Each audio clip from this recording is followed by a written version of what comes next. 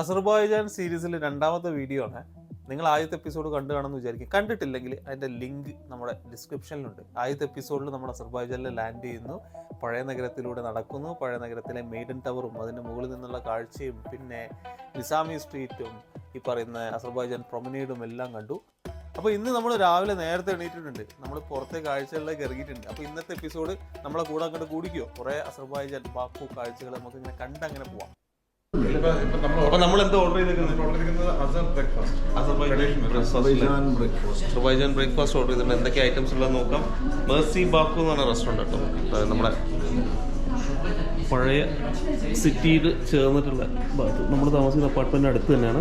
Food വന്നിട്ട് ബാക്കി കാണിച്ചു തരാം. Azerbaijani special tea right. ഇവിടെ ഒരു ടീ കൾച്ചർ ഭയങ്കര സ്ട്രോങ് ആണ്. അതുകൊണ്ട് തന്നെ അവരുടെ ഒരു സ്പെഷ്യൽ ടീ പോട്ടിൽ ഇവരെ ഒഴിച്ചു തരുമോ നമ്മൾ ഒഴിക്കണം. ടീ പോട്ടിൽ ഇവർ ചായ കൊണ്ടുവന്നിരിക്കുകയാണ്.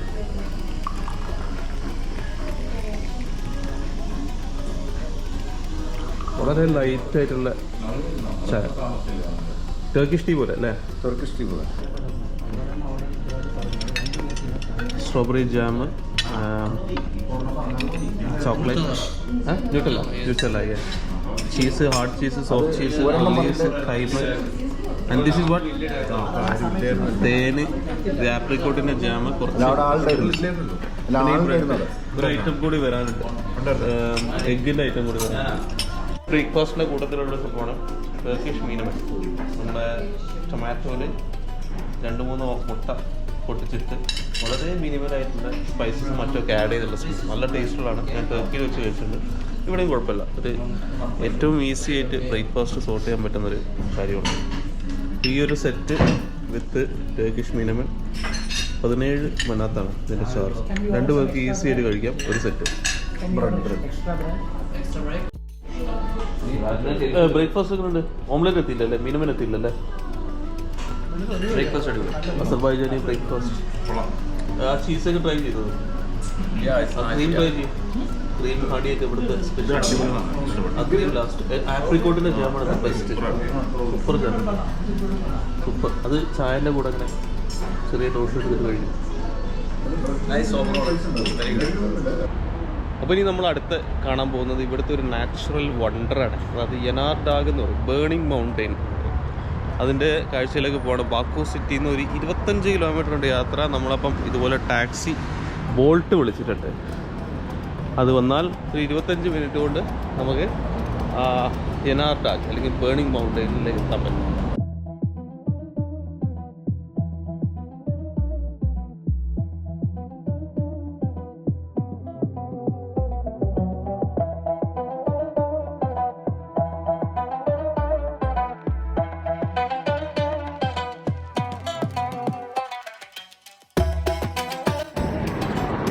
ഇനിയും ഒരു 12 കിലോമീറ്റർ ബാക്കിയുണ്ട്.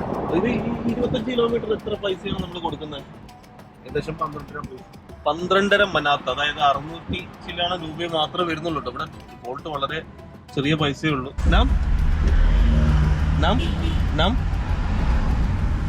Name Aslam, Azerbaijan, Baku. Nice.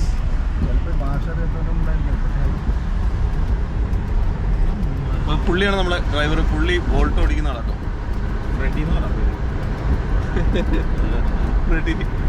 Santhosh George കുളങ്ങരയുടെ സ്ഥിരം ഡ്രൈവർ.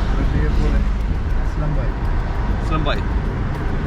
പഴയ കാലഘട്ടത്തിലെ ബിൽഡിംഗ് ഉണ്ടല്ലേ? ഈ ബിൽഡിംഗ് ഒക്കെ സോവിയറ്റ് കാലമായിരിക്കും അല്ലേ? ഈ ലോകത്തിൽ ആദ്യമായിട്ട് ഓയില് കണ്ടെത്തിയ രാജ്യങ്ങളിൽ ഒന്നാണ് അസർബൈജാൻ എന്ന് പറയുന്നത്. അതുമാത്രമല്ല 100 ചില വർഷങ്ങൾക്ക് മുമ്പ് ലോകത്തിലെ തന്നെ ഓയിൽ സപ്ലൈയിൽ 50% കോൺട്രിബ്യൂട്ട് ചെയ്തത് ഈ അസർബൈജാനാണ്. അപ്പോൾ നമുക്കിങ്ങനെ പോകുന്ന വഴിക്ക്, നമ്മളിങ്ങനെ ആ ബേണിംഗ് മൗണ്ടെയിനിലേക്ക് പോകുന്ന വഴിക്ക് ഒരുപാട് ഓയിൽ റിഫൈനറി അല്ലെങ്കിൽ ഓയിൽ ഡ്രില്ലിങ് കാര്യങ്ങളൊക്കെ കാണാൻ പറ്റും.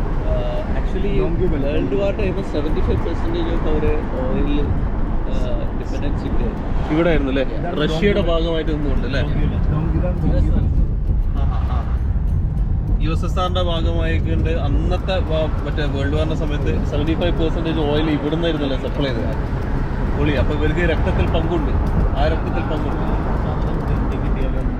അപ്പോൾ ഇവരുടെ ഒരു വരുമാനത്തിൻ്റെ ഏറ്റവും വലിയൊരു ഭാഗം തന്നെ ഒരു 90% ഇവരുടെ വരുമാനം എന്ന് പറയുന്നത് ഈ ഓയിൽ ഇമ്പോർട്ട് ചെയ്യുന്നതാണ്.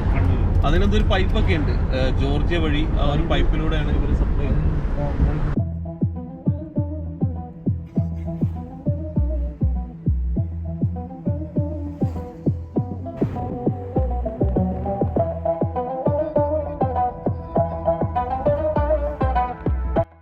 അപ്പോൾ നമുക്ക് ഇതിൻ്റെ അകത്തേക്ക് കയറണമെന്നുണ്ടെങ്കിൽ ടിക്കറ്റ് എടുക്കണം. അപ്പോൾ ടിക്കറ്റ് എടുത്തിട്ടുണ്ട് 9 മിനത്താണ്, അതായത് 480 ഇന്ത്യൻ റുപ്പീസ്.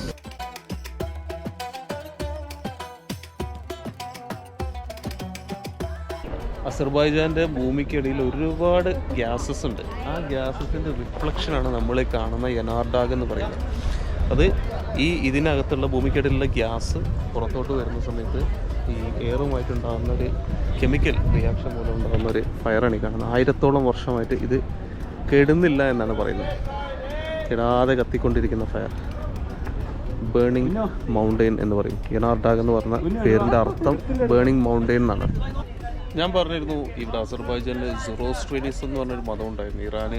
ഇറാൻ അമ്പയർ ഇവിടെ ഉണ്ടായിരുന്ന സമയത്ത് അവർ ഒരു വിശ്വാസം, അതായത് അവർ വേർഷിപ്പ് ചെയ്യുന്ന തീയാണ്, ഫയർ വേർഷിപ്പേഴ്സാണ്. അവരെ സംബന്ധിച്ച് അവരുടെ ഒരു ഹോളി പ്ലേസാണ് ഈ കാണുന്ന യനാർഡാഗ് എന്ന് പറയുന്നത്. കാരണം അവർക്ക് ഇതൊരു പുണ്യസ്ഥലമായിട്ട്, ഇതൊരു അത്ഭുതമായിട്ടാണ് കാണുന്നത്. ദൈവത്തിൻ്റെ ഒരു അത്ഭുതമായിട്ട് അവർ വേർഷിപ്പ് ചെയ്യുന്ന ഒരു തീയാണ് ഈ കാണുന്നത്. ഇത് കാസ്പിയൻ സീക്ക് അടുത്ത കേട്ടോ. ഈ ഒരു വെറും കാസ്പിയൻ സീ 3 കിലോമീറ്റർ മാറിയിട്ടാണ്. അപ്പോൾ നമ്മൾ ആ യനാർഡാഗിൻ്റെ കാഴ്ചകൾക്ക് ശേഷം നമ്മൾ ഇനി പുതിയ ബാക്കുവിലെ ഒരു കാഴ്ചയിലേക്കാണ് പോകുന്നത്. ഒരു ബാക്കു എന്ന് അല്ലെങ്കിൽ അസർബൈജാൻ എന്ന് ഗൂഗിളിൽ ടൈപ്പ് ചെയ്തല്ല, ഒരു പക്ഷേ ആദ്യം വരുന്നത് ഈ ചിത്രമായിരിക്കും അല്ലേ. ഹൈദർ അലിയേവ് സെൻറ്റർ എന്ന് പറഞ്ഞിട്ടുള്ള പുതിയ കാലഘട്ടത്തിലെ പുതിയ രീതിയിൽ ഉണ്ടാക്കിയിട്ടുള്ള ബിൽഡിംഗ് ആണ്. എനിക്ക് തോന്നുന്നത് അസർബൈജാൻ്റെ 200 മനാത്തിൻ്റെ നോട്ടിൻ്റെ ബാക്കിൽ ഇതിൻ്റെ ഒരു ചിത്രം കാണാനുണ്ട്.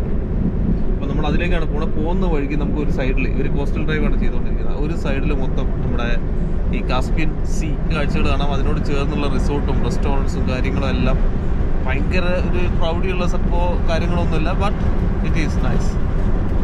അപ്പോൾ നമ്മൾ മനാഫ് അടിച്ച ലൊക്കേഷൻ തെറ്റി. മനാഫ് ഹൈദർ അലിയേവ് മർക്കസിന്ന് അടിച്ചിട്ട് നേരെ ഇവിടെ എവിടെയോ കാസ്പിയൻ സീയുടെ തീരത്തുള്ള ഏതോ ഒരു ഭാഗത്ത് വന്നിറങ്ങിയിട്ടുണ്ട്. ഇനി ഇവിടുന്ന് 25 കിലോമീറ്റർ വീണ്ടും പോകാനുണ്ട്. നമ്മൾ ടാക്സി ബുക്ക് ചെയ്തിട്ടുണ്ട്. ടാക്സി ഞാനല്ല, ഞാൻ ഹൈദർ അലിയേവ് സെന്റർ തന്നെയാണ്. ഹൈദർ അലിയേവ് മർക്കസ് ഇവരുടെ ഭാഷ ഇതൊക്കെ നമുക്കറിയാൻ പറ്റും. കൾച്ചറൽ സെന്റർ ആണ്. അവിടെ കൾച്ചറൽ വ്യത്യാസമുണ്ട്. കൾച്ചറിൽ UK culture Indian culture mix ആയതാണ് പ്രശ്നം. 25 കിലോമീറ്ററിന്റെ വ്യത്യാസമാണ് മനാഫെ. പക്ഷെ ഒരു കാര്യമുണ്ട്, ടാക്സി വളരെ കുറവായതുകൊണ്ട് വലിയ പ്രശ്നമില്ല, തടിയെ പിടിക്കില്ല. അവൻ 10 മനാത്തേ ഉള്ളൂ 25 കിലോമീറ്റർ ഡ്രൈവിനും. അപ്പോൾ ഇനിയിപ്പം ഏതോ ഒരു ബാക്കുവിന് പുറത്തുള്ള ഏതോ ഒരു ഭാഗത്ത് നിന്നും ഇനി നേരെ ടാക്സി എടുത്തിട്ട്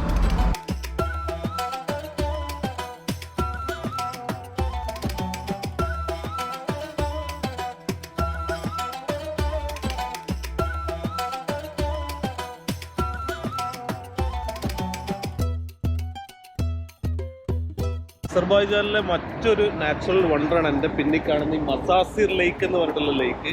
നല്ല പിങ്ക് നിറത്തിലുള്ള ലേക്കാണ്. അതിൻ്റെ അകത്തുള്ള ഈ ഉപ്പുവെള്ളം കാരണം, ഉപ്പിൻ്റെ ഒരു കട്ടി കാരണം വേറെ ഒരു പ്ലാന്റ്സോ ഒന്നും വളരില്ല. അപ്പോൾ അതിൻ്റെ അകത്ത് ആകെ വളരുന്ന ഒരു പ്രത്യേകതരം ആൽഗയുണ്ട്. അതാണ് ഈ ലേക്കിന് പിങ്ക് നിറം കൊടുക്കുന്നത്. പക്ഷേ ശരിക്കും പറഞ്ഞാൽ ഇപ്പം അത്ര പിങ്കിഷ് അല്ല, എന്നാലും അത് വെയിലിൻ്റെ ഒക്കെ മാറ്റം കാരണം അതിനനുസരിച്ച് മാറും. അത്ര പിങ്കിൽ ഇപ്പം കാണാൻ പറ്റില്ല, എന്നാലും മോശമല്ലാതെ കാണാം. ചില ഏരിയ അത്യാവശ്യം പിങ്ക് ആയിട്ട് കാണുന്നുണ്ട് അല്ലേ. എനിക്ക് തോന്നുന്നു ഇവർ ഉപ്പൊക്കെ ഇവിടെ നിന്നാണ് സെപ്പറേറ്റ് ചെയ്തുകൊണ്ടാണ്. ഇങ്ങനെ ലോകത്തിലാകെ 8 എണ്ണമുള്ളൂ, അതിലൊന്നാണ് ഈ മസാസിർ ലേക്ക്. ഹൈദർ അലിയേവിലേക്ക് പോകുന്ന വഴിക്കൊന്ന് വണ്ടി നിർത്തിയാൽ നമ്മൾ ഈ ഒരു ജേർണിയിൽ മനസ്സിലാക്കിയിട്ടുള്ളൊരു കാര്യം എന്ന് പറഞ്ഞാൽ കോൺട്രാക്ഷൻ, 2 ടൈപ്പ് ഓഫ് ബിൽഡിങ്ങുകളുടെ കോൺട്രാക്ഷൻ. ഐ മീൻ ഒരേ സമയം ഒരു ഹിസ്റ്റോറിക് സിറ്റി ആണെന്ന് തോന്നുന്നു, പഴയ കാലഘട്ടത്തിലെ ബിൽഡിങ് കാര്യങ്ങളെല്ലാം തന്നെ.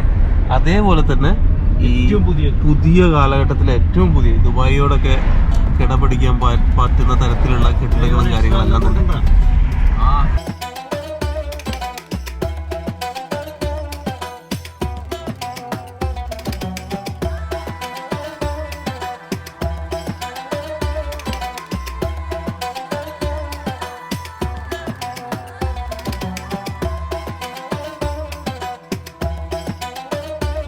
നമ്മൾ ബാക്കു എന്ന് ഗൂഗിളിൽ ടൈപ്പ് ചെയ്താൽ ആദ്യം വരുന്ന ഒരു ബിൽഡിംഗ് ആണ് ഈ കാണുന്ന ഹൈദർ അലിയേവ് സെൻറ്റർ എന്ന് പറയുന്നത്. നിങ്ങൾ അത് ബോൾട്ട് വിളിക്കുകയാണെന്നുണ്ടെങ്കിൽ നോക്കിയും കണ്ടും ടൈപ്പ് ചെയ്യണം, കാരണം അതേ പേരിൽ വേറെ ഒരു സ്ഥലമുണ്ട്, അവിടെ പോയിട്ട് ഇറങ്ങും, നല്ല ദൂരത്താണ്. പറഞ്ഞു വന്നേ, ഇത് ബാക്കു എന്ന് പറയുന്ന നഗരത്തിൻ്റെ പുതിയൊരു അടയാളമായിട്ട് നിൽക്കുന്ന ഒരു പുതിയ കാലഘട്ടത്തെ റെപ്രസെൻ്റ് ചെയ്യുന്നൊരു ബിൽഡിംഗ് ആണത്. 2000 കാലഘട്ടത്തിലാണ് ഇതിൻ്റെ എന്താ പറയുന്നത് വർക്ക് നടക്കുന്ന ഒരു ബ്രിട്ടീഷ് ഇറാഖി ആർക്കിടെക്ചറാണ് ഇതിൻ്റെ എൻജിനീയർ എന്ന് പറയുന്നത്. ഒരു ഡിഫറെൻ്റ് ആയിട്ടുള്ളൊരു ആർക്കിടെക്ചർ ഫോമാണ് ഇതിൽ ഫോളോ ചെയ്തിട്ടുള്ളത്. നമ്മൾ നോക്കിയാൽ മനസ്സിലാവും ഇതിൻ്റെ അകത്തെല്ലാം ഒരു കർവി ആയിട്ടുള്ള ഒരു സ്ട്രക്ചറാണ് അവർ ഫോളോ ചെയ്തിരിക്കുന്നത്. ഒരു ഭാഗത്ത് പോലും സ്ട്രെയിറ്റ് ആയിട്ടുള്ളതോ അല്ലെങ്കിൽ ഷാർപ്പായിട്ടുള്ള എൻഡിങ്ങോ കോർണേഴ്സോ ഒന്നുമില്ല എന്നുള്ളതാണ് ഇതിൻ്റെ ഏറ്റവും വലിയ പ്രത്യേകത. സിറ്റി ഓഫ് വിൻഡ് എന്നറിയപ്പെടുന്ന നഗരം കൂടിയാണ് ബാക്കു. എപ്പോഴും ഇതുപോലെ നല്ല കാറ്റ്, എപ്പോഴും നല്ല കാറ്റ് അടിച്ചുകൊണ്ടിരിക്കുന്നുണ്ട്. അതുകൊണ്ട് അത്യാവശ്യം നല്ല ചൂടുണ്ടെങ്കിലും നമുക്കത് ഫീൽ ചെയ്യണമെന്നില്ല. കാറ്റോട് കാറ്റ്, സിറ്റി ഓഫ് വിൻഡ് എന്നറിയപ്പെടും. യെസ്, അങ്ങനെ ഒരു ഇൻഫർമേഷൻ കൂടി പാസ് ചെയ്യാം നമുക്ക് ഈ ഹൈദർ അലിയേവ് സെൻറ്ററിൻ്റെ നേരെ മുന്നിലായിട്ട് ഒരു വലിയ റോഡും കുറേയേറെ ബാക്കു നഗരത്തിൻ്റെ കെട്ടിടങ്ങളെല്ലാം കാണാൻ പറ്റുന്നതാണ്. ഹൈദർ അലിയേവ് സെൻറ്ററിൻ്റെ കാഴ്ചകൾ കണ്ട് താഴേക്ക് ഇങ്ങനെ ഇറങ്ങി വരുമ്പോൾ നമുക്കിവിടെ ഐ ലവ് ബാക്കു എന്ന് പറഞ്ഞിട്ടുള്ളൊരു സൈൻ ബോർഡ് കാണാൻ പറ്റും. അതിന് മുന്നിൽ വെച്ച് ഫോട്ടോ എടുക്കാനുള്ള തിരക്കാണ് ഇപ്പം. കുറേ വരുമ്പോൾ ഒരു ബസ്സിൽ വന്ന് ഇറങ്ങി എന്നിട്ട് ഫോട്ടോസ് എടുക്കുകയാണ്. നേരെ മുകളിൽ ഹൈദർ അലിയേവ് സെൻറ്റർ. ആൻഡ് ഇതെന്ത് ബിൽഡിംഗ് ആണെന്ന് അറിയില്ല, പക്ഷേ ഇവിടെ എല്ലാം അപ്പാർട്ട്മെൻറ്റും കാര്യങ്ങളെല്ലാം കാണാം. കുറേ പേര് ഇങ്ങനെ ഫോട്ടോസ് എടുക്കുന്നുണ്ട്. അപ്പം നമുക്കും കുറച്ച് ഫോട്ടോസ് ക്ലിക്ക് ചെയ്യാം. നമ്മളെ ബ്രേക്ക്ഫാസ്റ്റ് അത്യാവശ്യം ഹെവി ആയതുകൊണ്ട് ലഞ്ച് കഴിക്കാൻ നല്ലപോലെ ലേറ്റ് ആയി. പക്ഷെ ഇപ്പോഴാണെന്ന് ഇങ്ങനെ വിശന്ന് തുടങ്ങിയത് ആക്ച്വലി. അപ്പോൾ ഇവിടെ ഒരു ഡോണർ, എവിടെ നോക്കിയാലും കാണാമല്ലോ, എന്തൊരു ഓസ് തന്തൂനി കോഫ്ത ആൻഡ് ഡോണർ 24 hours ഉള്ളൊരു കടയാണ്. അപ്പോൾ അവിടെ നിന്നും എന്തേലും മേടിക്കാമെന്ന് കരുതി പോയി നോക്കാം എങ്ങനെയുണ്ടെന്ന് അറിയാം. മനാഫെ വിശക്കുന്നില്ലേ? അപ്പം അത്യാവശ്യം നല്ലപോലെ ആസ്വദിച്ച് കഴിക്കാൻ പറ്റുന്നതായിരിക്കും. തിരക്കുള്ള കടയാണ്. അപ്പോൾ ഇവിടെയുള്ള ഒരു ചെറിയ കടയിൽ വന്നിട്ട് ഇതേ നമ്മളെ ഒരു ഡോണർ പറഞ്ഞിട്ടുണ്ട്, നമുക്കിവിടെ നിന്നുകൊണ്ട് കഴിക്കാം. അയറൻ, ഈ അയറൻ ഈ ടർക്കിയിലൊക്കെ ഉള്ള സംഭവം കേട്ടോ. യോഗ ഡ്രിങ്കാണ്, ചൂടിന് നല്ലതാണ്. അതെന്താ പ്ലംസോ? അവൻ തന്നാണോ? പ്ലം. ഇതൊന്ന് കഴിച്ചു നോക്കട്ടെ.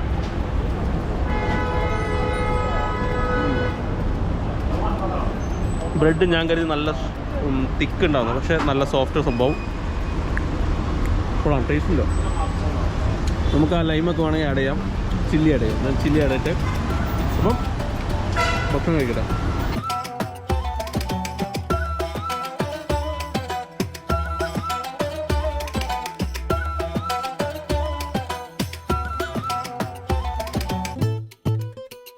ആക്ച്വലി പറയാം, സൈബക് വേൾഡ് ഒരു തള്ളാണ്. അധികം നിങ്ങൾ എന്റെ ക്യാമറ ആണ്, ഇതെന്റെ ക്യാമറ ആണ്.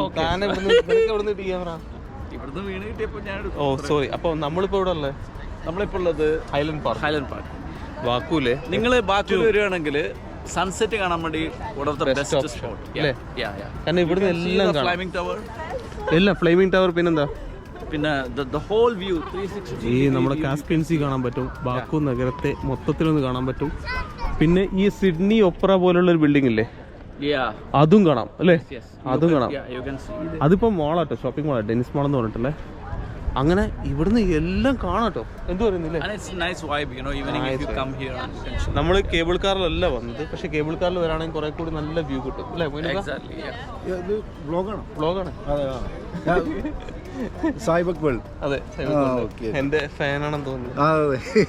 ഞാൻ പലതും കണ്ടിരുന്നത്.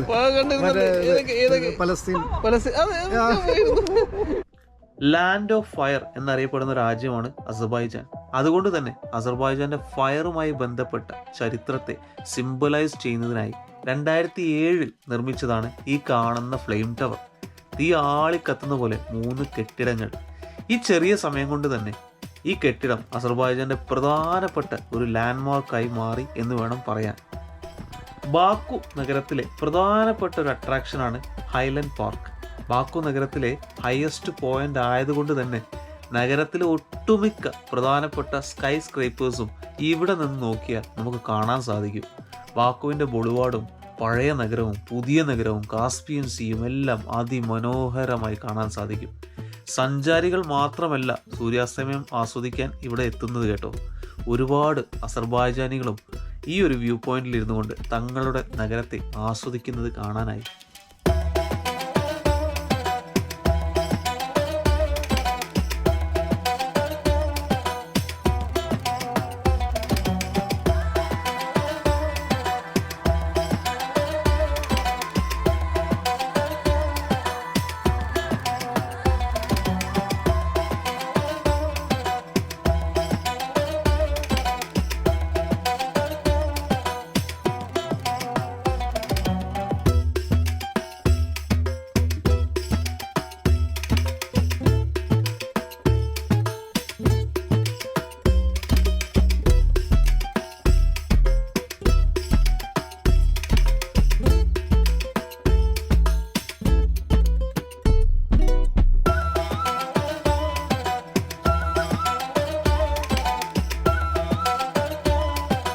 അപ്പോൾ ഈ ഒരു എപ്പിസോഡ് എല്ലാവർക്കും ഇഷ്ടപ്പെട്ടു എന്ന് വിചാരിക്കുന്നത്. അപ്പോൾ നമുക്ക് ഇനി ബാക്കു നഗരത്തിനോട് തൽക്കാലം വിട പറഞ്ഞിട്ട് നമുക്ക് ബാക്കുവിന് പുറത്തോട്ടൊന്ന് പോവാം. അപ്പോൾ അത് നമുക്ക് അടുത്ത വീഡിയോയിൽ കാണാം. അപ്പോൾ വീഡിയോ ഇഷ്ടപ്പെടുകയാണെന്നുണ്ടെങ്കിൽ നിങ്ങളൊന്ന് സപ്പോർട്ട് ചെയ്യാം. ഓക്കെ, അപ്പോൾ അടുത്ത വീഡിയോ കാണാം. ബൈ.